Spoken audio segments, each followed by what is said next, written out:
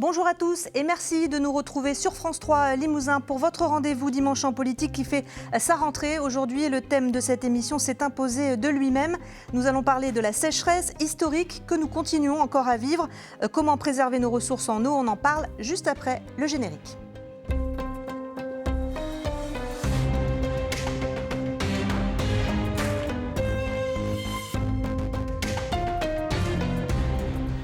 Elle n'est plus exceptionnelle et devient même récurrente depuis plusieurs années. La sécheresse sévit à nouveau en Limousin, un phénomène directement lié au dérèglement climatique et à l'activité des hommes et qui est donc amené à se répéter. Ce bouleversement nous concerne tous, agriculteurs, entreprises, particuliers. Comment préserver nos ressources en eau? On en parle ce matin avec 4 invités. Stéphane Loriot, bonjour. Bonjour. Vous êtes directeur de l'établissement public territorial du bassin de la Vienne. Joël Bialou, bonjour. Bonjour. Vous êtes agriculteur en Creuse, élu FDSEA à la Chambre d'agriculture et membre du comité sécheresse du département. Antoine Gatté, bonjour. Bonjour. Vous êtes membre de l'association Sources et Rivières du Limousin, vice-président de France Nature Environnement et vous siégez au Conseil national de l'eau. Enfin, Bernard Drobenko, bonjour. Bonjour. Vous êtes juriste spécialisé dans le droit de l'eau. Vous avez aussi été candidat à la mairie de Limoges en 2020 sous l'étiquette Europe Écologie Les Verts Génération. Merci à tous les 4 d'être présents pour cette émission. Alors, première question à chacun d'entre vous. Comment qualifieriez-vous cette sécheresse 2022? Stéphane Loriot, au niveau des cours d'eau, on est dans quelle situation actuellement? Alors, une situation qui est très altérée en termes de fonctionnement des cours d'eau, puisque à ce jour, à peu près 45% des cours d'eau suivis sont sans écoulement ou en un sec à l'échelle du bassin de la Vienne. Donc c'est une situation inédite. Grave, puisqu'elle impacte fortement le fonctionnement de ces écosystèmes, mais également l'ensemble des usages qui sont associés. Ça veut dire une mortalité importante aussi? Alors, il y a une mortalité, même si des espèces peuvent se réfugier sur d'autres cours d'eau, on a un dysfonctionnement majeur des fonctionnements des cours d'eau. Alors, on va rappeler que les 2 réacteurs de la centrale nucléaire de Civaux sont à l'arrêt, car ils sont en maintenance jusqu'en janvier. Est-ce que la situation serait pire si la centrale fonctionnait normalement? Alors, le système qui permet d'alimenter la centrale de Civaux est basé sur l'axe Vienne, qui de toute façon est maintenu en l'état actuel avec un débit d'objectif d'étiage qui est de l'ordre de 13 mètres cubes seconde à Lussac-les-Châteaux. Donc, quel que soit le fonctionnement ou non de la centrale nucléaire de Civaux, on a effectivement l'obligation pour EDF de maintenir un débit de ce niveau au droit de Civaux. Donc, non, la situation est surtout critique pour l'ensemble des affluents de la Vienne, oui. Qui ne sont pas réalimentés par des ouvrages. Antoine Gatté, vous êtes membre de l'association Sources et Rivières du Limousin. Est-ce que l'état des lieux diffère d'un département à l'autre dans notre territoire, Haute-Vienne, Corrèze, Creuse? Oui, ça diffère d'un département et surtout, ça diffère surtout des bassins, puisque les départements ne recoupent pas les différents bassins. On va plutôt distinguer le plateau de Millevaches et puis l'aval. Ce que j'ai surtout envie de dire, c'est que la sécheresse n'est pas finie. Il faut faire attention à ça. On a des pluies en ce moment, mais il faut bien le rappeler. La période d'étiage, elle est plutôt mi-octobre. On n'y est pas encore. Les sols sont encore très bas. On nous annonce 3 mois de température au-dessus des normales saisonnières. On va faire 33 Donc, demain. Voilà, on est encore dans la situation de sécheresse. On a encore des arrêtés de restriction d'usage. On est encore en situation de crise. En Creuse en particulier, on en parlera tout à l'heure. Donc il faut vraiment qu'on ait ça en tête. Ce n'est pas fini et ce n'est pas parce qu'on se rafraîchit un peu que la situation est réglée. Alors en Creuse, justement, c'est là que vous êtes agriculteur. Joël Bialou, vous élevez des bovins, des volailles. Comment qualifiez-vous la situation d'un point de vue des agriculteurs, justement? Alors, on est sur une nouvelle sécheresse qui est récurrente. Si on enlève un peu l'an dernier, où c'était quand même plus favorable, ça fait quand même plusieurs années que ça dure. 2018, 2019, oui, 2020. Voilà, c'est ça, et 2022 surtout. En plus de ça, il ne faut pas oublier qu'on a eu des épisodes de gel au printemps, de grêle derrière, des forts orages de grêle. La sécheresse, la canicule, ça devient très compliqué pour le monde de l'élevage. Aujourd'hui, comment font les agriculteurs pour les cultures, pour les bêtes? Comment vous faites, par exemple? L'été était très pénible. Alors tout de suite, c'est un petit peu mieux parce qu'il a plu en effet un tout petit peu, ce qui permet un léger reverdissement et surtout pas, comme ça a été dit, la reprise des écoulements d'eau et des sources de façon générale qu'on a tant besoin chez nous. Mais donc, on amène un peu moins d'eau aux animaux. Mais l'affouragement, il y a guère de différence, puisque ça reverdit un tout petit peu, mais ça ne pousse pas. Et en plus, chez nous, notamment en Creuse, ça risque d'être compliqué, puisque des périodes de gel peuvent arriver assez vite. Et je ne sais pas si... Enfin, beaucoup n'auront pas assez de fourrage pour passer l'hiver, tout simplement. Bernard Drobenko, même question. Le constat, il est alarmant? Oui, il est alarmant. Alors, c'est une sécheresse historique, mais qui était prévue En fait, moi, je suis membre d'un laboratoire de territoire, ville, environnement et société Lee-Dunkerque, que je suis membre associé du CRI de Limoges. Ça fait 30 ans que nous savons qu'il y aura un dérèglement climatique qui aura des effets catastrophiques pour les humains, pour la biodiversité. Ça, nous le savons. Et donc, la situation d'aujourd'hui, elle impose de prendre en considération une autre voie, de changer en quelque sorte de système de fonctionnement de nos sociétés pour prendre en considération ce dérèglement climatique. On va en parler dans cette émission, évidemment.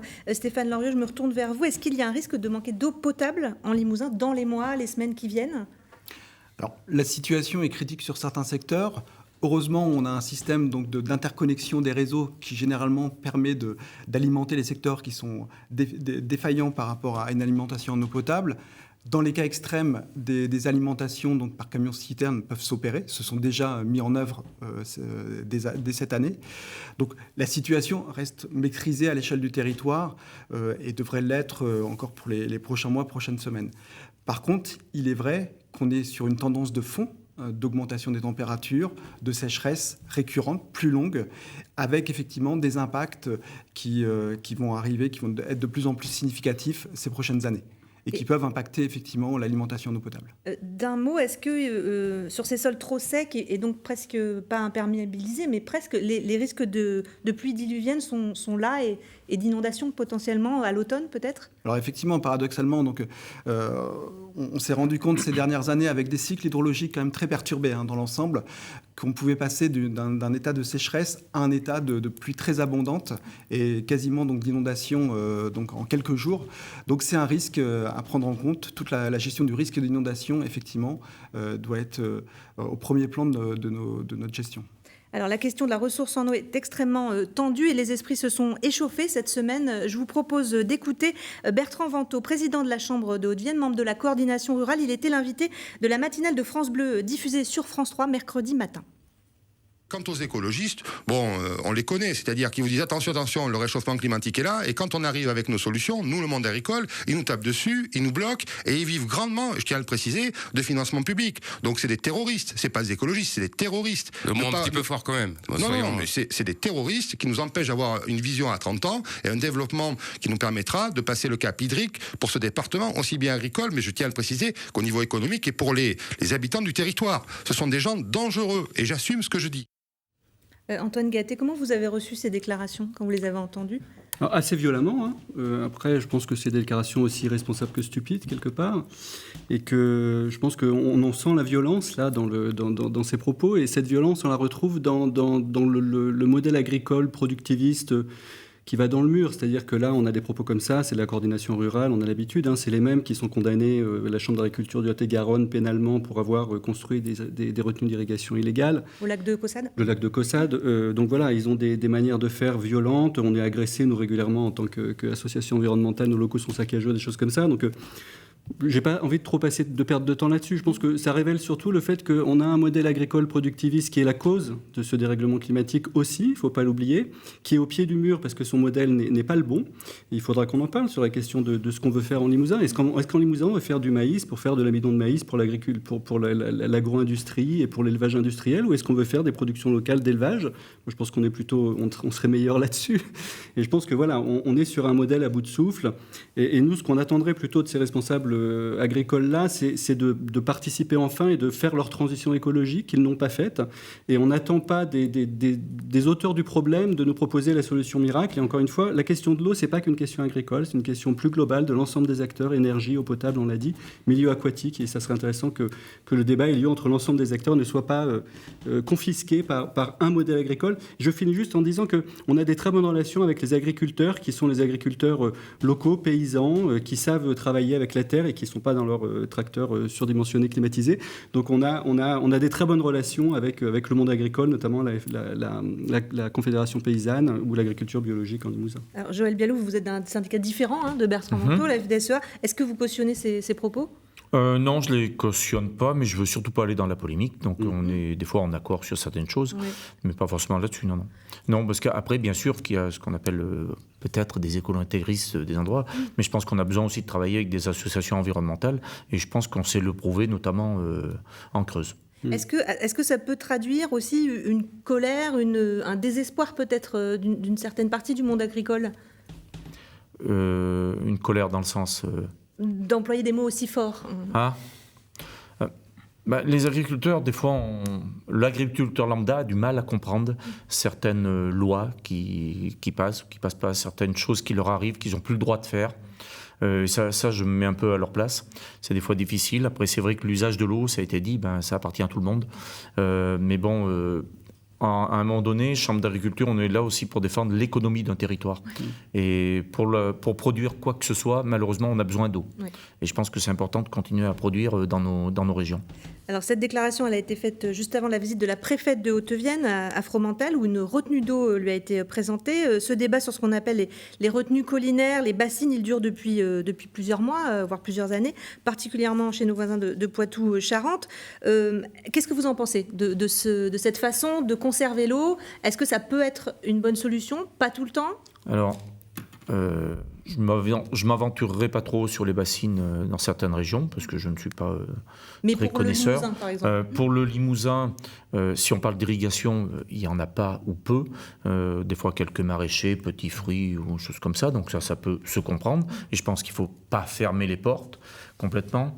Après, ce qui est plus embêtant, appeler ça les bassines ou les retenues d'eau de façon générale, je pense, malgré tout, je sais que tout le monde ne va pas être d'accord, mais qu'on aura besoin certainement d'en créer quelques-unes des endroits. Parce qu'il y a des endroits qui vont vraiment manquer d'eau. Mais quand on va créer une retenue aujourd'hui, ce qu'il faut faire, c'est penser à l'aspect multifonctionnalité de l'ouvrage. Le faire déjà aux normes, dans les normes qui conviennent, en lien avec l'administration, en lien avec certains environnementalistes, pourquoi pas, je ne vois pas d'inconvénient du tout, mais qu'elle soit faite, je pense à des fois l'accès pompier, tout simplement, on voit de plus en plus de feux, de façon concertée, collective, et puis qui ne servent pas qu'à un agriculteur, des fois, mais à plusieurs agriculteurs. Mais on aura certainement besoin, quoi qu'on en dise, de faire quelques retenues supplémentaires. Je ne vais pas dire, et ce n'est pas la seule solution, oui, bien sûr, on va en évoquer d'autres, évidemment. Ouais. Bernard Drobenko, le juriste que vous êtes, peut-il nous expliquer la réglementation en matière de création de retenues collinaires comme ça? Est-ce que n'importe qui peut le faire? Comment ça se passe? Non, alors je voudrais préciser d'abord. Alors je ne pense pas qu'avec des propos de cette nature, on réglera les questions. Les propos de M. Ventose. Voilà. Ce qui m'a interpellé, c'est qu'il dit, voilà, moi j'ai un modèle agricole et puis il faut qu'il s'applique. Je pense que la gestion de l'eau impose d'abord d'être territorialisée par bassin et par sous-bassin. Aujourd'hui, il existe des structures adaptées pour ce faire. On a des SAGE, des schémas d'aménagement et de gestion des eaux, avec des clés, des commissions locales de l'eau. Et pour la mise en œuvre de ce dispositif, des établissements publics territoriaux de bassin, dont M. Loriot est l'exemple. Bien. Le problème est que le territoire français n'est pas couvert dans sa globalité par des SAGE. Ce qui veut dire qu'il y a en quelque sorte des territoires blancs de SAGE où chacun opère un petit peu selon sa manière. Voilà. La difficulté est qu'il faut d'abord se concerter par bassin sous bassin. Tous les usagers, je dis bien tous les usagers, tous les acteurs, le tourisme, l'économie, l'agriculture, l'industrie, y compris les ménages, et prendre en considération, comme l'énonce l'article 201 du Code de l'environnement, aussi la capacité des milieux, préserver la biodiversité, préserver les écosystèmes aquatiques. À partir de l'identification de l'état des eaux sur un sous-bassin, eh bien, on discute sur les perspectives des usages. Et ce qui signifie que, normalement, les acteurs doivent décider des usages acceptables et des usages non acceptables. C'est-à-dire que, je prends un exemple, une grande exploitation, si un agriculteur veut créer une bassine sur son exploitation, il peut le faire ?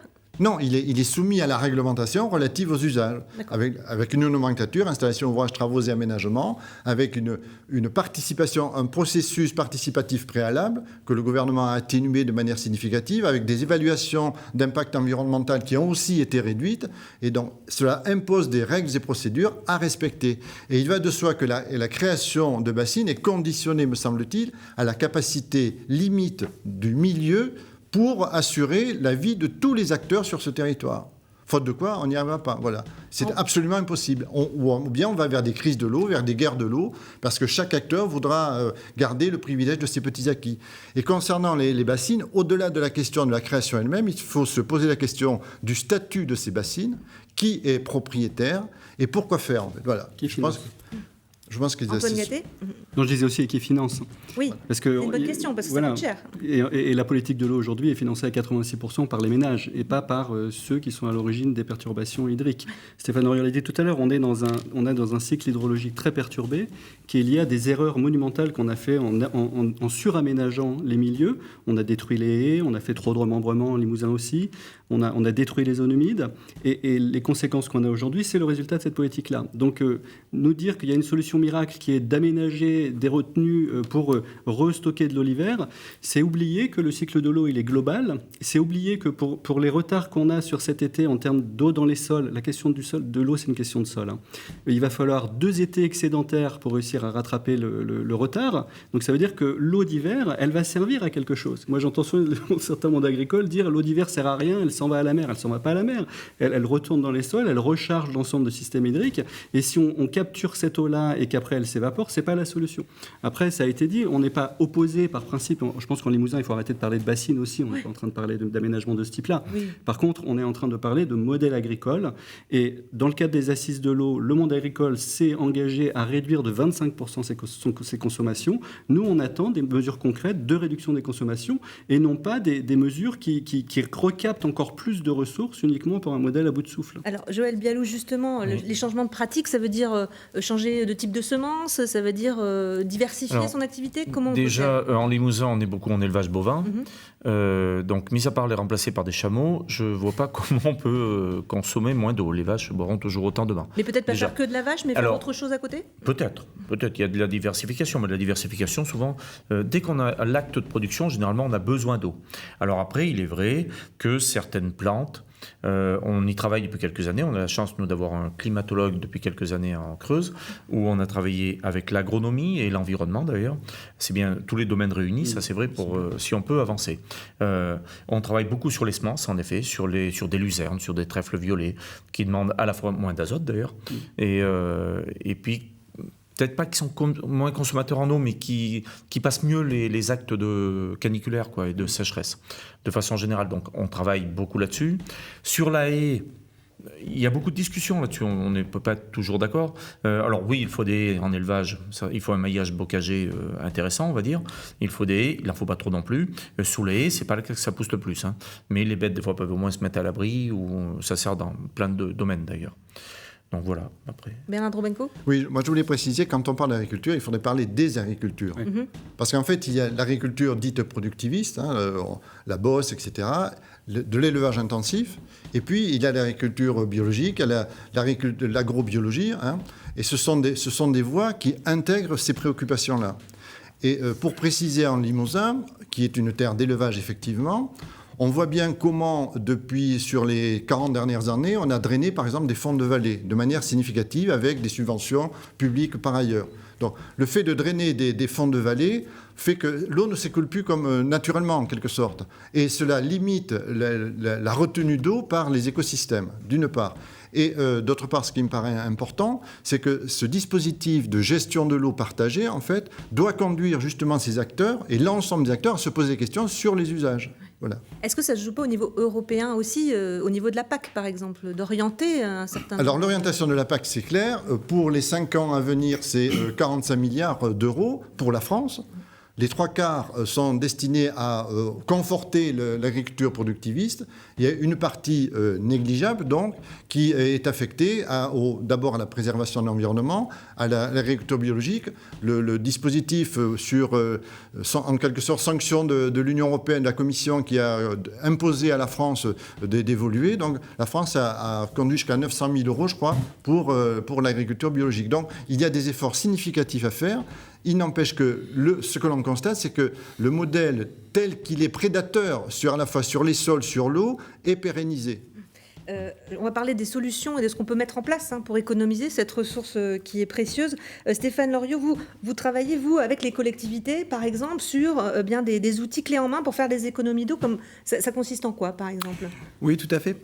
Là, on parlait juste à présent de l'agriculture. Il faut bien avoir en tête que l'agriculture, ça représente 50% des consommations sur notre territoire. Donc, effectivement, il y a un enjeu très fort à faire évoluer le modèle agricole en profondeur pour qu'il puisse mieux s'adapter à la ressource disponible. Et qu'on puisse tous en bénéficier par l'alimentation. Tout à fait, bien sûr, soit bénéfique à tous. En ce qui concerne les collectivités, effectivement, l'objectif est de bouger un peu les lignes pour justement trouver des solutions pour aussi adapter chaque administration, les particuliers également, aux économies d'eau. Et donc, parmi les dispositifs qui sont proposés, nous proposons un service d'audit auprès des collectivités pour évaluer l'ensemble des consommations sur tous les équipements qui sont mis à disposition du public. Donc ça peut être des écoles, des gymnases. Ça peut être des écoles, des cantines, des gymnases, la question de l'arrosage aussi des terrains de sport, etc. Et proposons donc des solutions pour réduire globalement les consommations d'eau, récupérer l'eau de pluie, etc. Il y a plusieurs finalement options possibles qui sont envisagées. D'ailleurs, le terme générique d'économie d'eau est très vaste en fait, puisqu'il s'applique aussi par exemple à la tarification de l'eau. Oui. On peut envisager des tarifs progressifs de l'eau, c'est-à-dire aujourd'hui, un Français consomme 146 litres d'eau par jour. Il y a moyen de faire évoluer ces consommations, de les diminuer. Et voilà, l'idée, ça serait ça. L'idée, ça serait d'avoir un tarif de base et ensuite... Et ça peut être décidé au niveau des syndicats gestionnaires. Oui, tout à fait, ça peut s'envisager. Il y a déjà des exemples sur certaines villes de France qui ont pris cette option-là. Et puis après, effectivement, il y a toute une logique d'aménagement de l'espace qui peut s'appliquer donc au milieu urbain ou au milieu rural, qui vise à restaurer des espaces d'infiltration de l'eau, la création de noues, de bassins d'infiltration, réintroduire aussi l'arbre dans la cité. L'arbre est un climatiseur naturel. Voilà, tout à fait. Il y a un certain nombre de services, de solutions fondées sur la nature qu'il faut réintroduire dans notre vie quotidienne. Alors, vous évoquiez les pratiques sportives. J'aimerais vous soumettre une image d'une action qui a eu lieu cet été, des membres du groupe Extension Rébellion qui ont symboliquement planté des légumes sur 2 terrains de golf de Limoges pour réclamer la fin de la dérogation qui permet au golf d'arroser une petite partie de leur terrain avec de l'eau qu'ils récupèrent d'ailleurs eux-mêmes. Ils évoquent une activité de privilégié. On voit qu'il y a une forme de radicalisation qui se met en place dans la société. Bernard Drobenko, qu'est-ce que vous en pensez des actions comme celle-là? Est-ce que ça va trop loin? Est-ce que ça ouvre le débat? Alors, je pense que ça ouvre le débat nécessairement, mais j'en reviens à ce que j'évoquais tout à l'heure. S'il n'y a pas de concertation en amont, dans le cadre de bassins et de sous-bassins, le sous-bassin, c'est le local, c'est le petit cours d'eau, c'est un ensemble de cours d'eau, nécessairement, nous irons vers des tensions de plus en plus vives.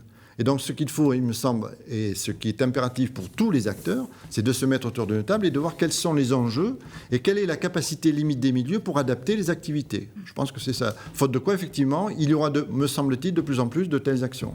Antoine Gatté, il faut changer notre façon de vivre, en fait, aussi. Et ça passe peut-être par limiter certaines activités? Oui, pour réagir sur les golfs, je ne sais pas si les golfeurs ont été terrorisés par quelques poireaux j'ai pas eu l'impression, dans golf, mais il y a effectivement, c'est des actions symboliques et non violentes pour insister sur quelque chose. Ce qui est un peu pénible, en Haute-Vienne en particulier, c'est qu'on a découvert, nous, qu'il y avait une dérogation pour les golfs, puisqu'elle n'a pas été publiée alors qu'elle aurait dû être publiée. Et on s'est rendu compte que la préfecture n'appliquait pas la réglementation nationale et les GUD du ministère par rapport à l'arrosage des golfs. Donc effectivement, ça pose des questions de justice sociale et de justice environnementale, c'est-à-dire là où on demande à une population un peu moins aisée de faire plein d'efforts, cette population-là constate qu'une population un peu plus aisée, alors c'est très symbolique au niveau des golfs, surtout à Limoges, mais c'est encore une fois le symbole qui est important. Après, ce qui est important dans tout ça, c'est encore une fois de ne pas oublier qu'on peut travailler sur les consommations, mais ce sur quoi il faut travailler aussi, c'est sur le milieu en général.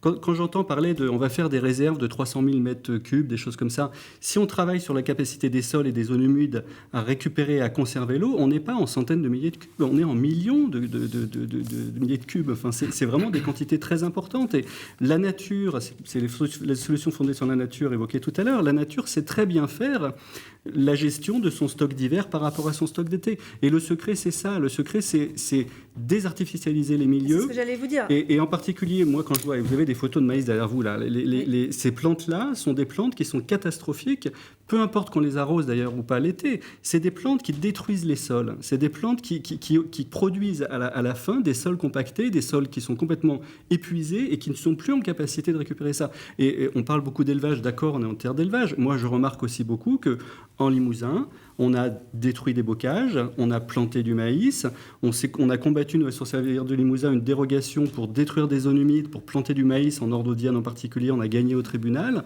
Donc il faut aussi lutter contre ce modèle-là qui va dans le mur, encore une fois. Et pour nourrir les bêtes, il faut autre chose. Oui, mais là, c'est pas du maïs qui sert à nourrir les bêtes. Il faut faire attention, c'est pas du maïs doux qu'on trouve dans le supermarché. Hein. C'est du maïs pour faire de l'amidon de maïs. Et encore une fois, il part pas sur le nourrissage local. On approche de la fin de l'émission, Stéphane Loriot. Oui, je voulais rajouter un mot. Bernard Drobenko a présenté donc les sages avec le fonctionnement via les commissions locales de l'eau. Le sujet de l'eau est un sujet de fond qui est traité depuis des années, voire des dizaines d'années, notamment sur notre territoire-là. Et avec, dans les missions qui sont confiées à ces instances, la répartition des volumes entre les différentes catégories d'usagers. Oui. Hein, il y a un travail qui est mené pour favoriser, pour répartir en fonction des besoins, de la capacité du milieu et de besoins de chacun, donc le volume d'eau, pour justement prévenir les conflits, parce qu'on s'oriente tout droit vers effectivement des tensions de plus en plus vives entre les consommateurs d'eau. D'un mot de conclusion, Monsieur Drobenko. Oui, moi je parlais des agriculteurs et je pense qu'il faut sortir des ambiguïtés rapidement. C'est-à-dire quand l'administration, le préfet ou le sous-préfet autorise un élevage industriel à Bujaleuff, autorise de la culture hors sol à Égletons, ou quand on a des tomates, ou quand on a des élevages de poulets en quantité très importante, il faut s'attendre à des nécessités d'eau. Donc, il faut sortir de ces ambiguïtés, dire effectivement sur un bassin, un sous-bassin, il faut régler la question entre acteurs et tous les acteurs. Monsieur Bialou ? Oui, très rapidement, je trouve que certains vont un petit peu loin dans les propos. Drainage, il n'y en a pas ou peu en Limousin. Les zones humides sont soumises à la loi sur l'eau, donc la destruction est fortement réglementée. Et non contrôlée. Les chiffres sur le maïs, c'est vrai et faux, parce que si on parle de kilos produits, ça peut se discuter. Après, moi, je voudrais on parle quand même aujourd'hui beaucoup de souveraineté alimentaire. Il faut produire, il ne faut pas l'oublier. Après, on ne l'a pas dit aujourd'hui, mais il y a eu un Varenne de l'eau aussi, qui a été fait quand même, où l'acte de production est au cœur des débats.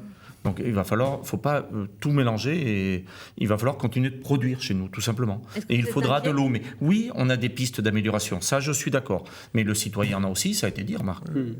Il nous reste 2 minutes. J'aimerais qu'on donne aux gens qui nous regardent quelques conseils pour chez eux, par exemple. Ça veut dire privilégier les haies au mur, ça veut dire récupérer l'eau de pluie, ça veut dire, Monsieur Loriot. Ce qu'on peut dire pour le particulier, c'est déjà équiper l'ensemble de sa robinetterie de dispositifs qu'on dit économes en eau, hydroéconomes, les chasses d'eau, les robinets, etc. Récupérer l'eau de la douche, par exemple. Voilà, ce qui peut être intéressant, c'est de donner plusieurs usages à l'eau. Donc récupérer l'eau de la douche pour alimenter les toilettes, récupérer l'eau issue des précipitations pour arroser le jardin, laver la voiture. Ce sont des gestes simples qui sont à la portée de tous et qui peuvent effectivement faire gagner justement un certain nombre de mètres cubes d'eau. Monsieur Drobenko ? Il n'y aura pas de solution pérenne sans une gestion équilibrée qui privilégie d'abord la consommation humaine, la sécurité et la biodiversité. Ensuite, c'est une répartition des usages entre les acteurs. Antoine Gatel, vous êtes d'accord avec ça ? Oui, complètement. Enfin, on a tendance à oublier, on n'en a pas beaucoup parlé, les nécessités de la biodiversité, les nécessités des milieux aquatiques. Si le milieu aquatique va mal, on pourra faire tout ce qu'on veut, on n'aura pas la ressource disponible. Après, pour les particuliers, il y a effectivement le fait de récupérer son eau de pluie. Il y a aussi le fait de penser et de réfléchir un peu à ses usages. Il y a quand même beaucoup de piscines qui fleurissent dans notre région.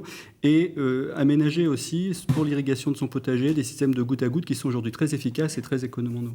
Merci beaucoup, en tout cas, à tous les quatre, d'avoir participé à cette émission. On espère vous avoir apporté des informations sur ce débat qui est primordial. C'est la fin de cette émission. Merci de l'avoir suivie. Elle est désormais disponible en replay sur notre site internet. Tout de suite, c'est le Flash Info en Limousin avec Camille Novak. Puis Dimanche en politique continue à Paris avec Francis Letellier. Il reçoit ce matin Annie Genevard, présidente par intérim du parti Les Républicains. Nous, on se retrouve la semaine prochaine pour une nouvelle émission qui sera cette fois consacrée à la gestion des déchets, notamment en Haute-Vienne. Je vous souhaite un très bon dimanche à tous sur France 3.